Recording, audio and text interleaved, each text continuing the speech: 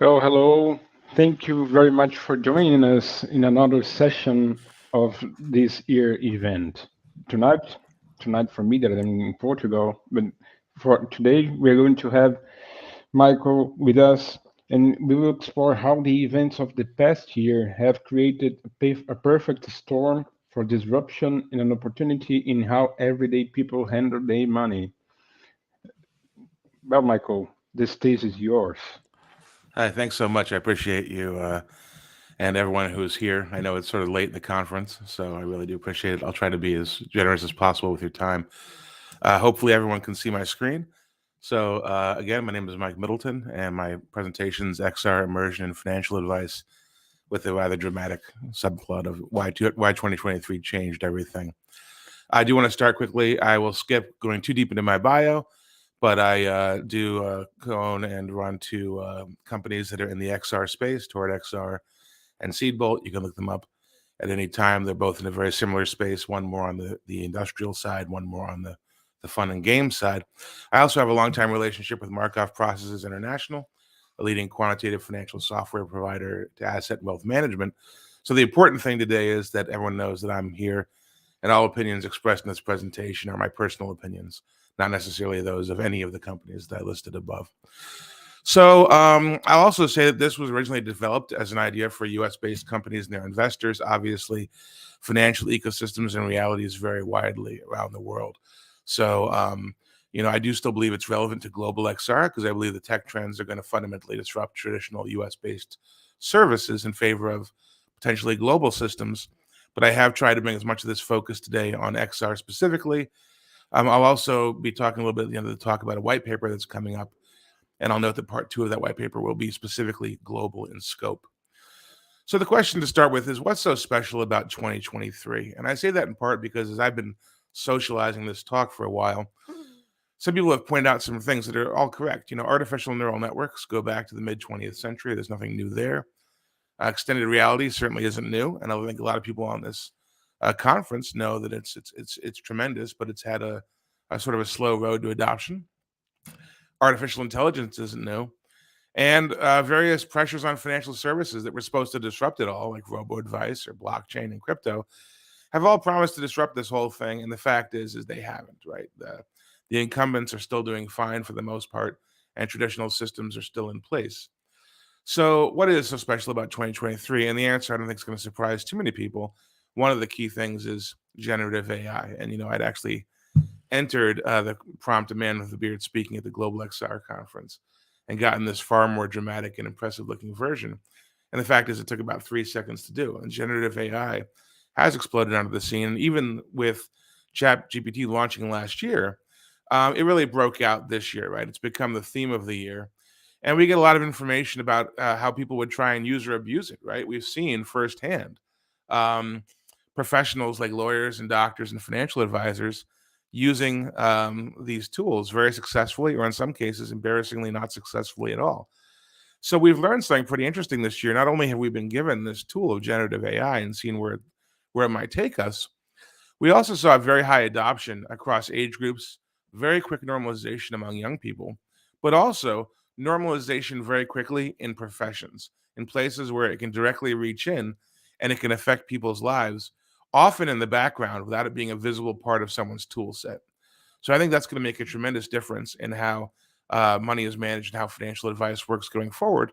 And again, it really does come down to that question of adoption, both in general, but also in how quickly it happened. This chart was making its way around, and I think everyone's probably seen this before. But the amount of time that ChatGPT got to the 1 million user mark is actually it's really quite nuts, right? 5 days, versus these other timelines. To have this kind of platform and this kind of provider go from launch to this kind of influence this quickly, and obviously the numbers have just grown, is really something that's pretty new. It's I hate to use a buzzword, but it really is a paradigm shift. And AI is a key thing to XR. That'll be one of the focuses of my presentation. And people have been given this amazing, on the one hand, toy and tool for their work, but also forced to very suddenly and very quickly reckon with AI questions. They've heard that AI could disrupt huge swaths of jobs. They've also heard that it could empower criminal syndicates and bad actors, and we've already seen that in place. It's really kind of amazing what's out there and what's available, what these tools can do. And there's people out there concerned, not for bad reasons in some cases, that AI could just flat out kill us all, right? And what we've learned through this is how people would start treating this level of potential disruption. And a lot of people are either just trusting that it'll be taken care of through other processes and they're not worried. And what's interesting when you compare AI for me with XR, and I've been a long advocate of XR, is that XR had a window a couple years ago to have this kind of time and attention. And it's one that I'm sure many people on this call already have thought about, which is whenever we had the COVID-19 lockdowns, right?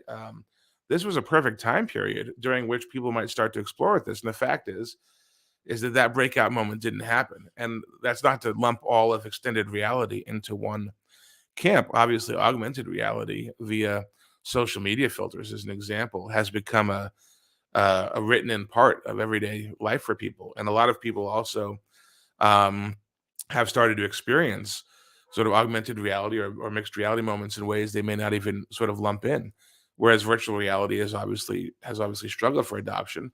I think everyone is familiar with the classic images we've seen that we get kind of tired of people with virtual reality headsets.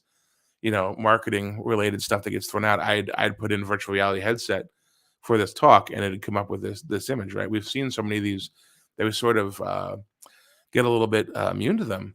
And for financial advisors I've been talking to and other people in the financial profession, they've sort of seen the lack of XR engagement as proof that this is yet again another flash in the pan, and that they don't really have that much to be worried about. And after all, financial advisors, at least again in the U.S. system, have been here before.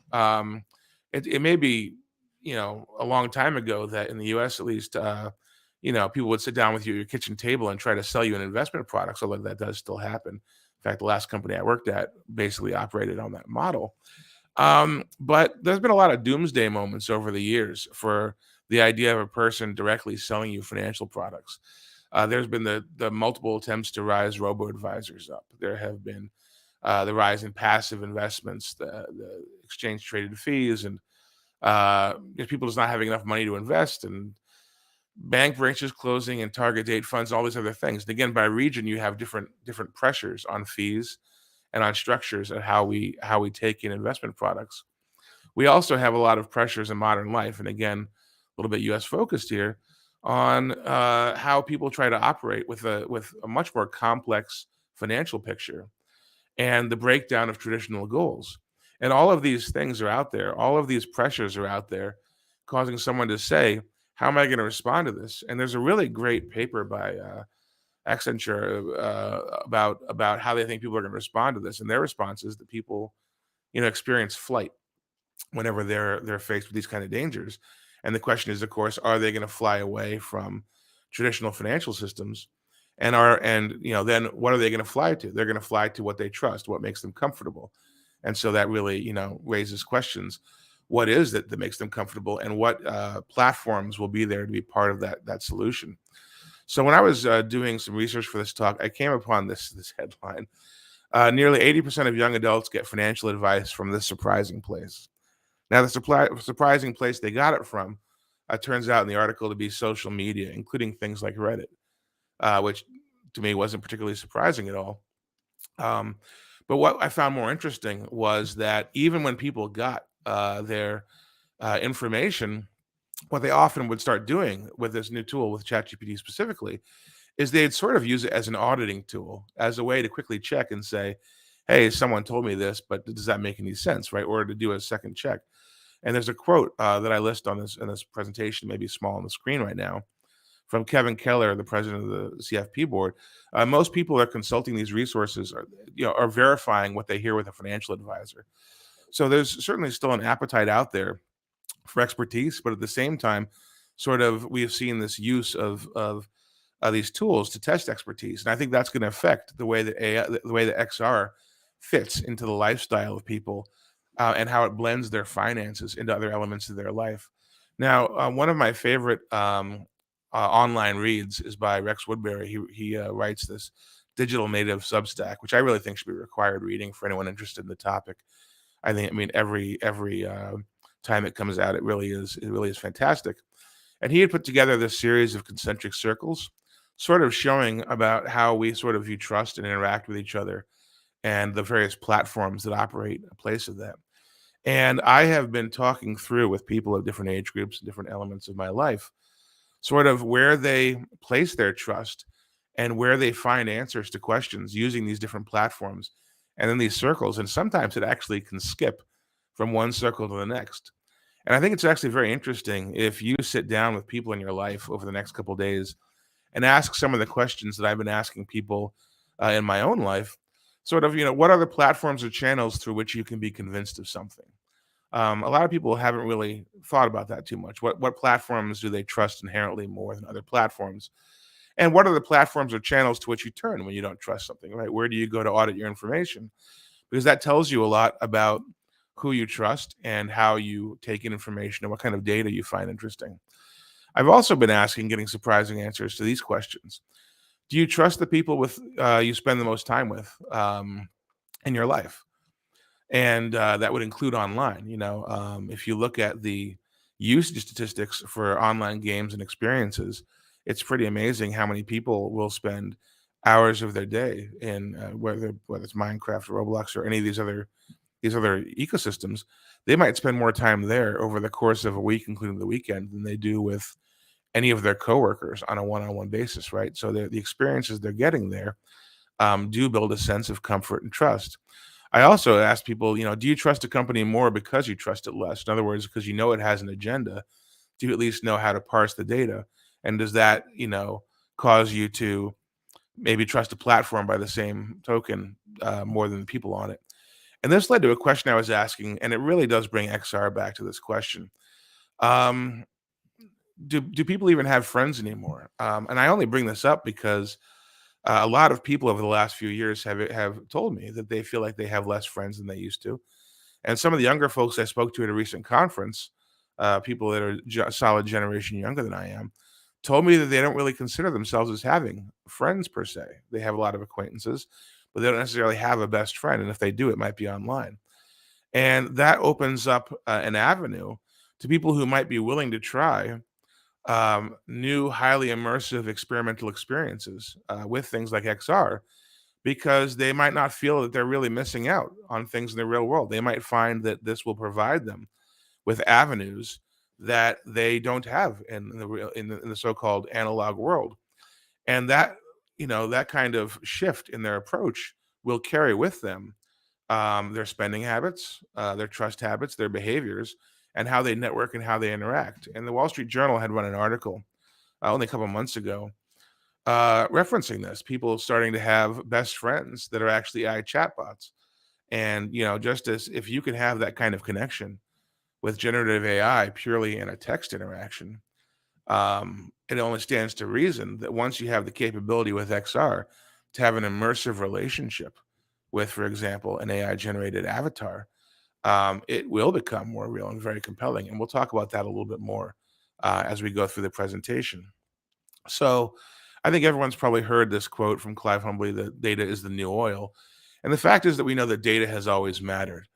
Data science has continued to be a very fast growing discipline. And the AI programs are showing that they're very data hungry and are extremely data dependent. In fact, one of the big issues that has risen up in the last year, at least visibly to people, I think it's been known before that to people in the industry, is that synthetic data really has not been cutting it well for the most part in terms of training and fine tuning artificial intelligence. In other words, the stuff that's being generated by AI is not as good at training AI tools as data that you might gather from the real world, data that's been cleaned or data that is, driven out of, actual circumstances.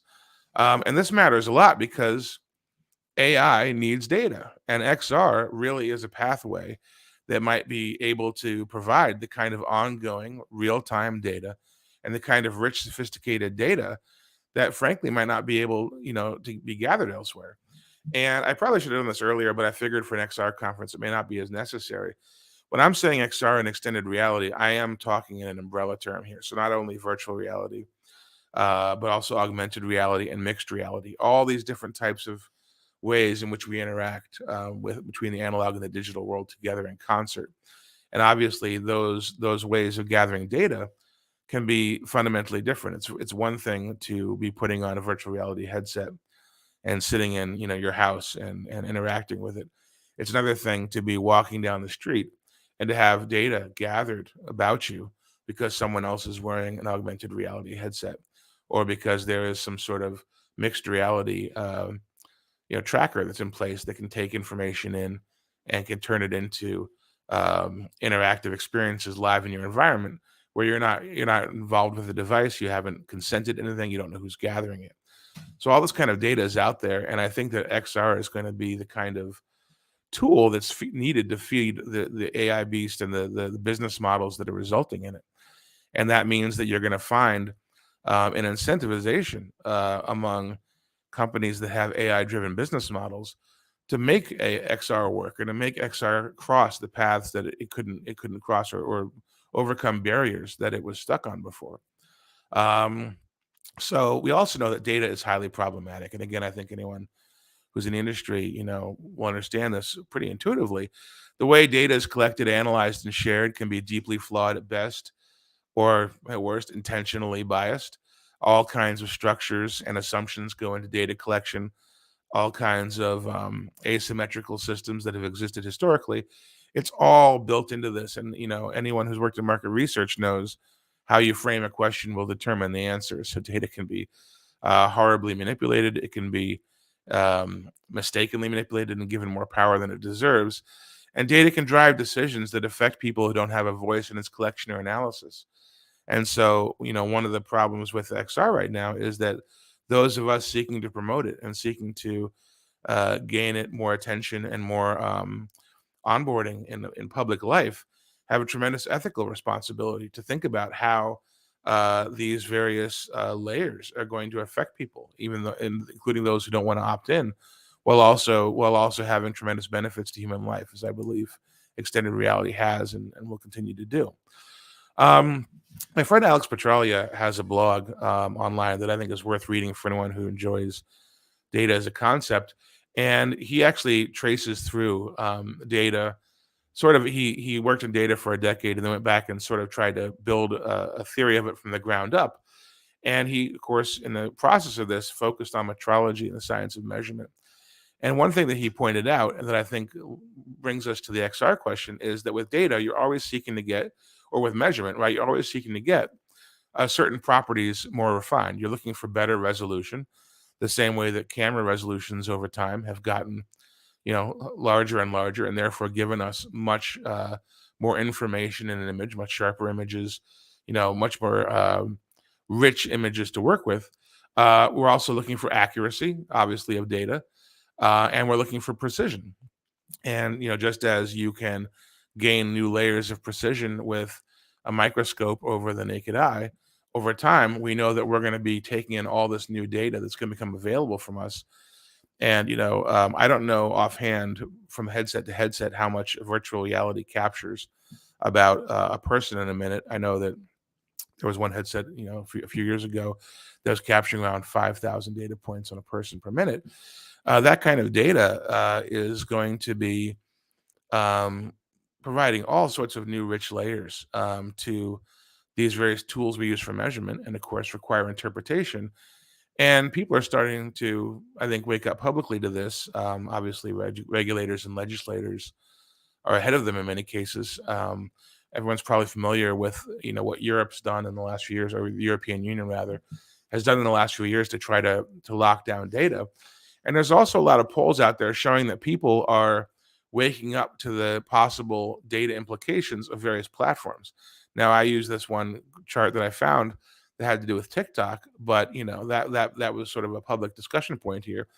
But the fact is that every app that people are using on their smartphones, every tool they're using, does raise the same data questions. And while there may be times whenever one gets picked on more than the other, and that's more of a discussion for a political presentation. All this is out there, and people are going to start to develop their own thoughts about it.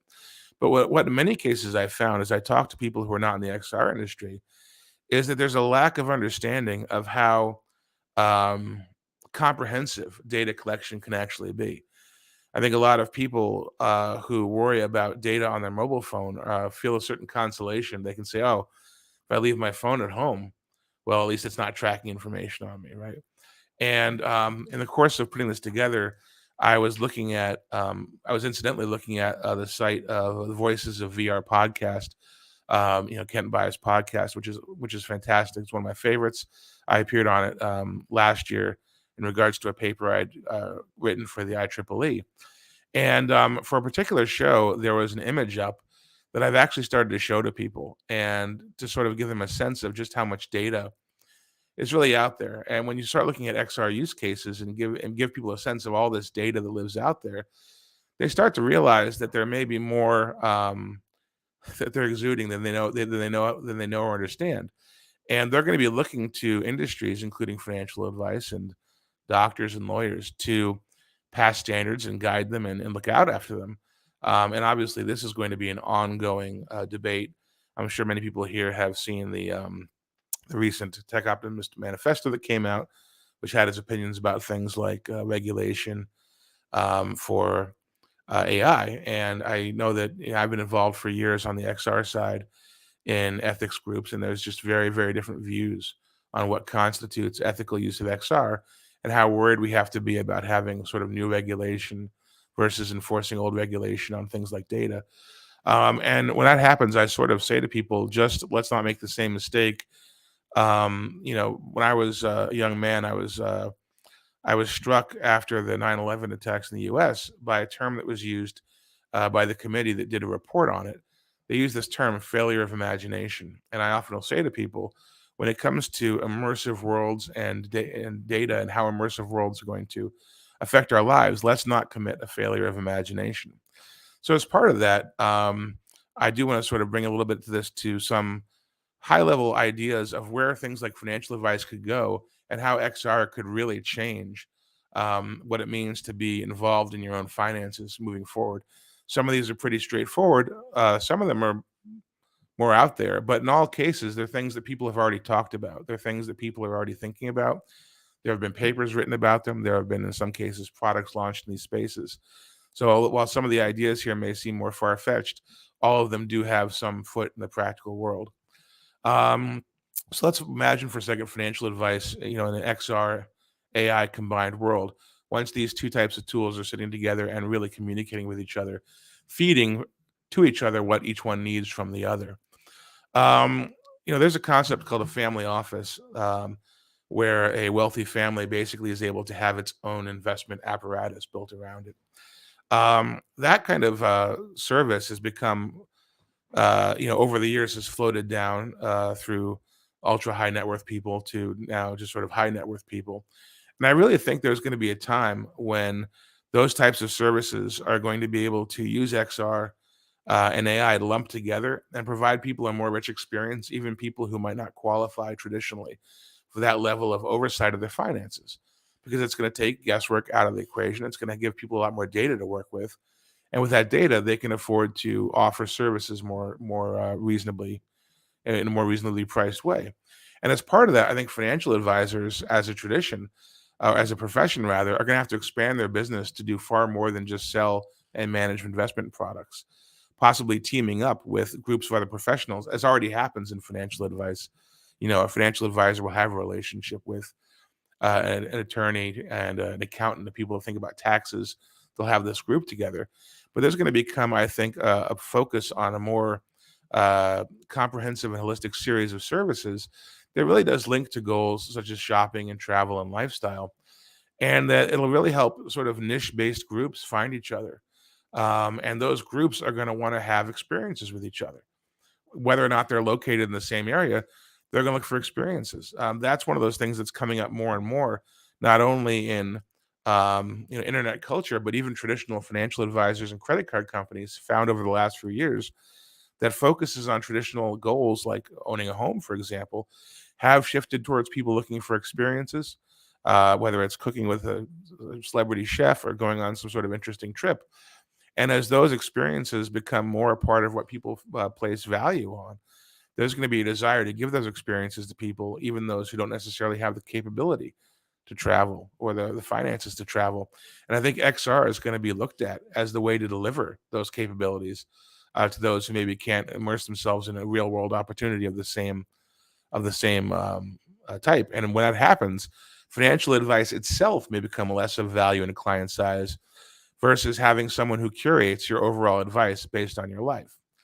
Now, one of the things I think XR companies are going to walk into with this, as well as the clients that are using them, is a new sort of liability and blame. I was talking to someone and they talked about their concerns of the what did you know and when did you know it problem. And specifically, they outlined an issue, which is, let's say that you work for a major investment firm and you have a financial advisor who is affiliated with your firm who sold someone an investment product based on a certain understanding of their risk and suitability. And that person gave, I don't know, wrong information or maybe didn't know what they were doing.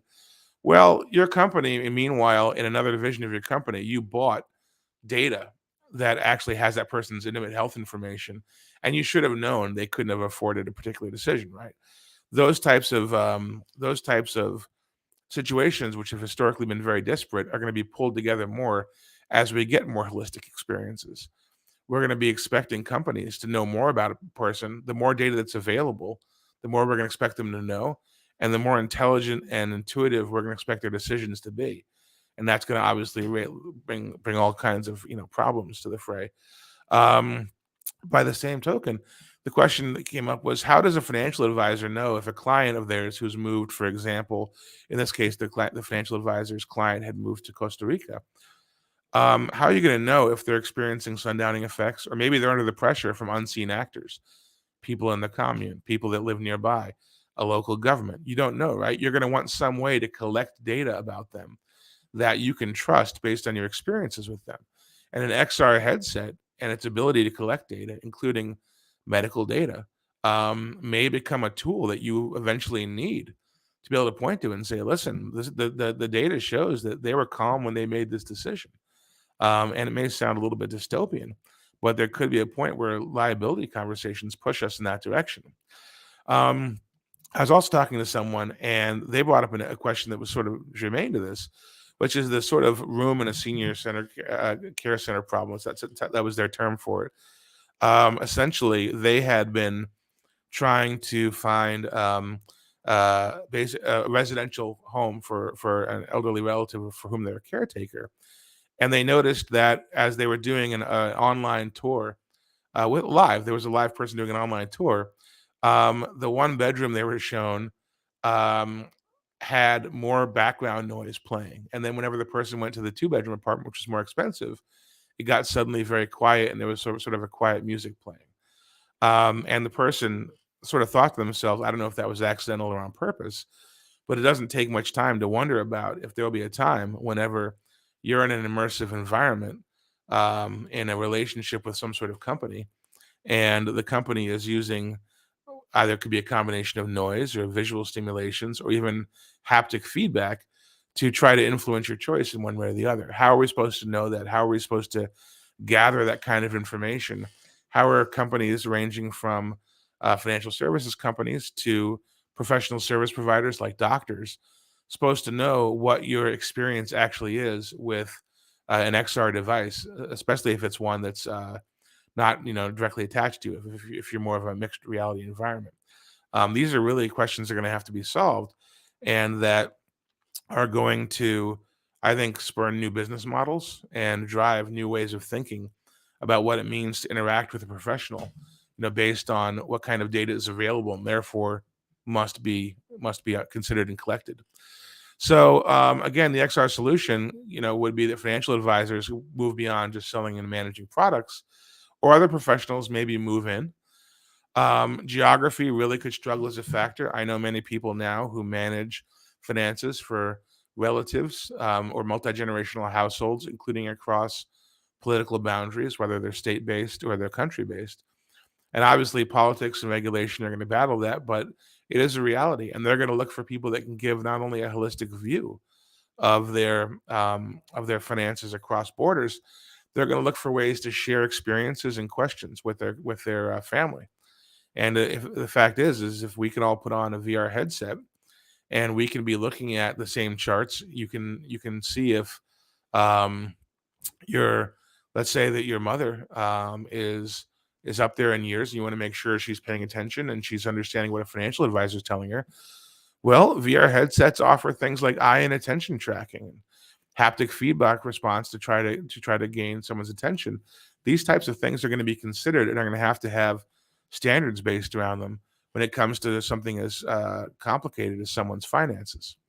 Um, and someone's really going to need to become a master of this data and be able to say for someone, here's all the data that's out there and what does it really mean. I also think it's interesting to point out that we're sort of experiencing right now a return to a phenomenon that happened really in the late 1800s, and has happened throughout history as well, whenever certain types of systems were found to be failing people or inadequate for people's needs. So during the Industrial Revolution in the US and Canada and other countries as well, there was a huge rise in mutual aid societies, fraternal benefits companies that would exist among people of a certain religion or of a certain uh, lifestyle or of a certain industry that they're all working together. And they would all be paying in regular money, and they would be basically providing life insurance and funeral benefits and scholarships and nursing home benefits. They would be providing a safety net for each other because that safety net wasn't available from various societies. Now, obviously, this is a global conference. Different countries have widely different approaches to finances and to safety nets that are available, and to public trusts and to mutual aid for people there. But this did arise in part because people felt that the existing systems weren't providing them with solutions, and affinity-based protection really became a way of navigating in that. And that focus was not on dollars and cents; it was on life stages and goals. And financial advice has really returned to that in the last few years, moving from, oh, you need to have a certain amount of money saved by the time you retire, to, okay, what are your life stages and goals going to be? Now let's talk to how we build towards that. Um, so again, XR can provide a solution to this. These immersive experiences and XRs can help these communities, find one another and live intimately in one another's lives. There's no reason to say these people have to be geographically linked or even know each other. You can have individuals who might struggle with direct social and in-person contact. And a great example has been, many people, including my co-founder, are autistic individuals and have certain things that they would like to do in an alternate way, either to uh, work in different environments or to take data in a different way. And they find that XR allows them to have access to resources that make it possible for them to participate in ways they couldn't before. And I'll give you an example. A friend of mine's son is an autistic individual and loves the fact that for going to a resort, they can use XR to view what the resort will be like before they visit. They can get a sense of what it's like to walk down the hall or be in the restaurant. And this isn't limited to autistic individuals. I recently went to a conference that had that available. And anyone who's ever been to a massive expo conference, it's impossible to find anything. And being able to tour the conference floor before you go and to see the layout, to find where the bathrooms are, where the food is, or where the meeting spots are, is tremendously helpful. And XR makes that available in a way that's pretty fundamental. It's also why a lot of colleges and universities are starting to launch platforms that allow you to tour the campus virtually before you ever visit, so that you do feel comfortable when you show up, so you feel safe in what you know what to do. And XR really provides those types of solutions in ways that have been available, sure, in web platforms and so on, but aren't providing the same level of immersion or satisfaction. And the fact is, the more immersively we live and work together, the more likely it is that we can use our identity and various niche things that can connect us as a community focus. And that's going to drive the structural design element in financial decisions. Now, there are some considerations there as well. In the US, at least, crowdfunding has become a key part of digital life. I think everyone's familiar with most of these platforms that are out there. Someone recently that I know had to set up a GoFundMe because they'd had a life crisis. And they were like, I feel like I'm basically doing digital begging. But at the same time, they were very fortunate that they had this ability to go and to explain their situation and to have people, in many cases strangers, help them because they didn't have a safety net for that either. In that case, the platform is really providing that mutual aid group. It's creating its own community of people that either know this person or are willing to use that kind of platform to search for people who need help. And as we were talking about this, this person who's an artist in their case was also asking me what I thought about, everyone's favorite topic. It was big a couple years ago and it's still out there.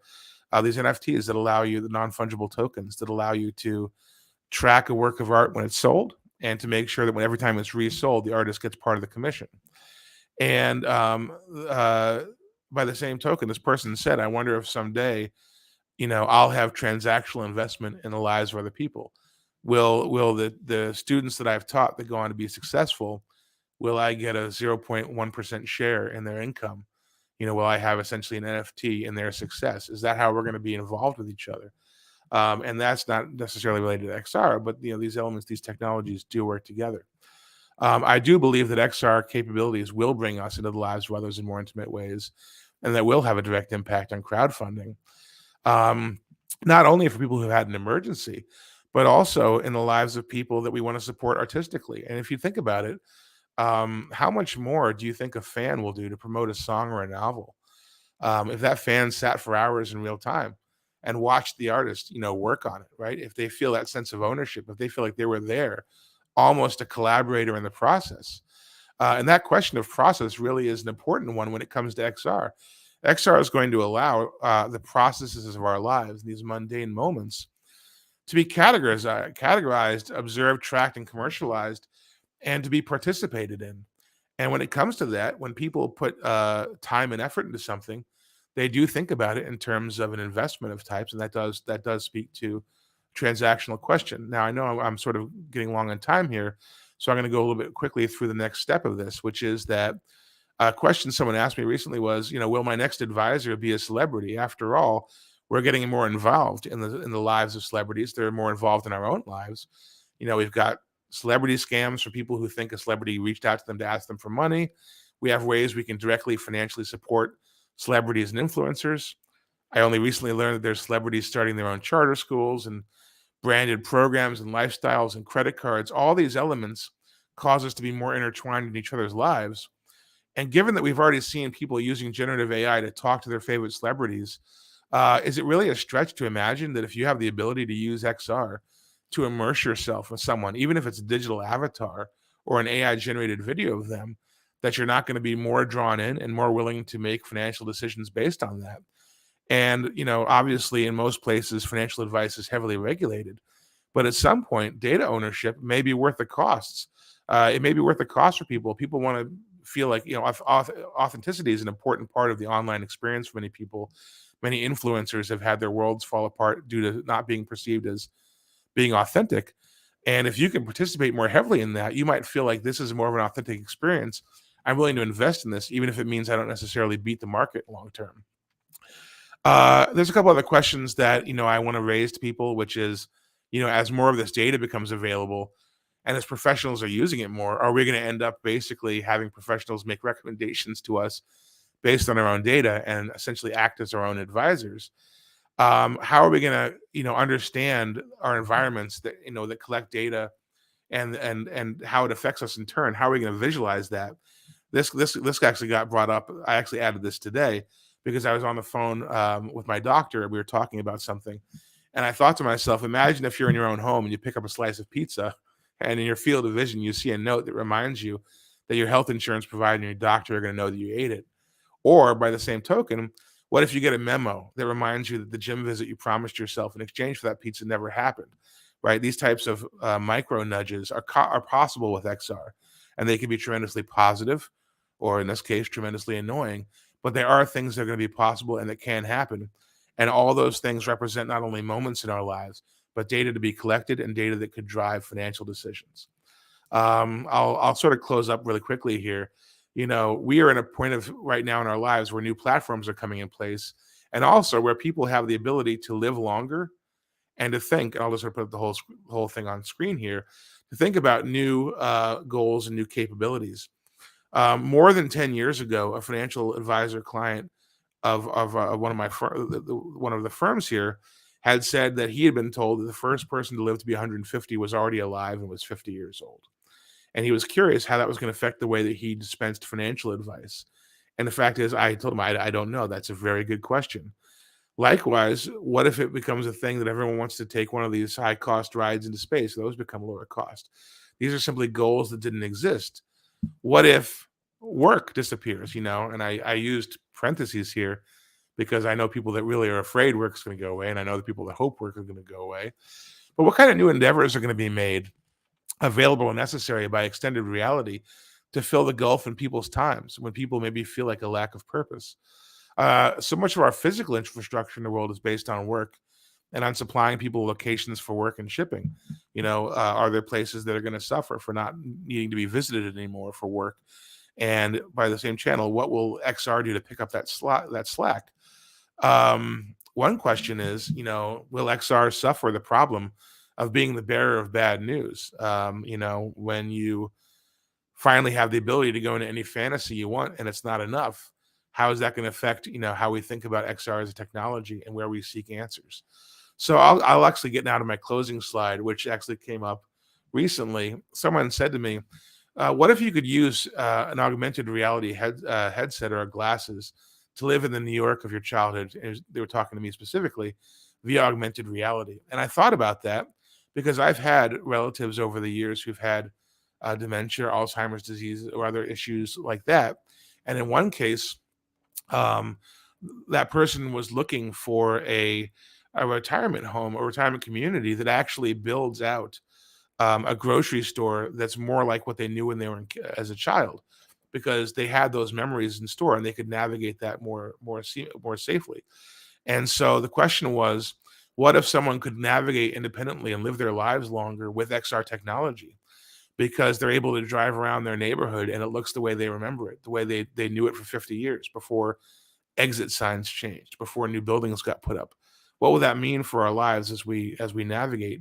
And again, that may seem like a pie in the sky question, but let's look at how far we've come in the last couple of years in terms of data and how we perceive the world. It really is a big question. And for all that, I'll just say, all this is going to change the way that we live, the data we put out, and the way that it's treated. And I think XR professionals, both in financial services and elsewhere, need to be imagining right now, what are we going to do for the better and the worse to build new worlds, to encourage people to take part in the amazing immersive capabilities of virtual reality, the amazing overriding capabilities of augmented reality, and mixed reality's abilities to change the world around us, for the better and for the worse. So that is really my talk. I will just there will be a white paper forthcoming on this. If you have any questions, you can always reach out. So I guess I'll get back now to our moderator. Thank you very much, Michael. Really interesting talk, and from all that you were talking about, I think that there are two things that are really important here. Is one is trust, Yeah. if we, and the other one would be ethics. At least from my point of view, these two things are really connected with whatever is happening right now and whatever will happen in the future, right? Yeah. So let me ask you one question. So, in your opinion, what should be like should ordinary citizens do about data privacy and data collection? I mean, should they be afraid of that? How can they prepare themselves to a reality that is collecting data all the time, everywhere? And what should we do as a regular citizen? It's a really good question, and part of me says yes, they should absolutely be afraid of it, and they should have been afraid of it a long time ago. Um, what I would say is that not everyone can sit down and dive into this topic as much as professionals in the XR community have. But I think it can be helpful to look at your own life as a benchmark and to ask yourself a question. I have a lot of friends that say out there, "Oh, I got rid of Facebook because I didn't want all this information out there about me," right? And I would say, um, when you started using social media, when you started carrying around a mobile phone, knowing what it has, are there questions you wish you'd asked yourself then? Are there questions you wished that you'd asked your legislative bodies then, or you wish that the industries had thought about then that they didn't think about and that you regret? And are there parts of your life that you feel now you really wish people didn't have access to? And if so, what are they? And how are you thinking about that when it comes to new immersive technologies, especially ones that will be mixed reality that won't require you to be using a device or to inherently consent, to be involved in them? And what kind of world do you want to live in? Is really the question. Just as with AI, questions on ethics and regulation, we don't necessarily get to do this over again. So I would say that the best thing people can do right now is to ask tough questions and to really speak to their trust networks about how they're feeling about this and get a conversation going. Nice, nice. And just one last question before we close. Do you believe that NGOs or associations that are creating standards on how to use data or even on ethics, do you think that they can help us with that? Do you think that those standards that are created by NGOs or associations, are they going to fulfill and we are going to follow them? Or at least those professionals are going to follow them? It's a great question. First of all, I think we have to do them. We have to do them. I've done some papers for the IEEE. They obviously are big at pushing these standards. These standards have to exist. The questions have to be asked. We can look very quickly at past areas of regulation to see all kinds of places where people have cheated and not followed things. And we can also look at the results. We can look at cases where a bridge collapsed because no one was following standards. We can look at places where people lost their life savings because either an area that wasn't being regulated should have been, or Mhm. regulations weren't being enforced or standards weren't being enforced, right? So, yeah, I think it absolutely has to happen. For me personally, one of my crusades is that people should be focusing on intermediaries and self-regulatory organizations to have their own standards. And I'll make you a very quick example of that. It's one thing if you wait for Meta or Google or other large companies to suddenly grow a very, very visible, consumer-friendly view of your data when it comes to how it's taken in and how it's used and the transparency of it. And let's say it's your medical data as an example. And it's another thing if you say to your doctor, "What are you doing to protect my data?" Your doctor may not know, your doctor may be busy and is just using the most popular tool out there. But if you say to the American Medical Association, "You are a self-regulatory organization representing all the doctors in the United States of America. What standards are you putting in place to protect?" That intermediary is really one of the places I think you can make inroads. And those organizations will often look for those standards to exist. So yes, I think it is absolutely imperative that we continue to push these standards, and I think it's equally imperative that private enterprise challenges them and says, "Wait, this isn't useful. This isn't good," but then comes up with a solution or an alternative to show that they're not just throwing out the problem completely. Yeah, yeah. A tough future ahead, right? Yeah, We need to be really aware of all the possibilities and all the things that are going through, and all the difference between the user levels that we have. So the maturity level of the users. We yeah. have people who understand what we are talking about, and we have people who doesn't even know anything about what we are doing. Oh yeah, And and and there's initiatives out there like the XRSI, XR Safety Initiative, exactly. specifically for children, for parents and guardians of children. That's a whole other ball of wax there, and it's really complex.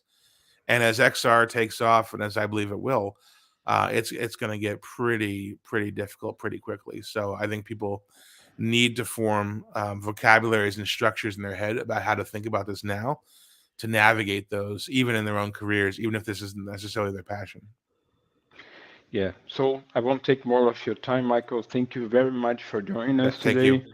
It was and it is a really interesting subject to take on. So thank you very much, and we'll keep talking. Thanks so much. See you. Thank you, Dan. Bye bye. Bye.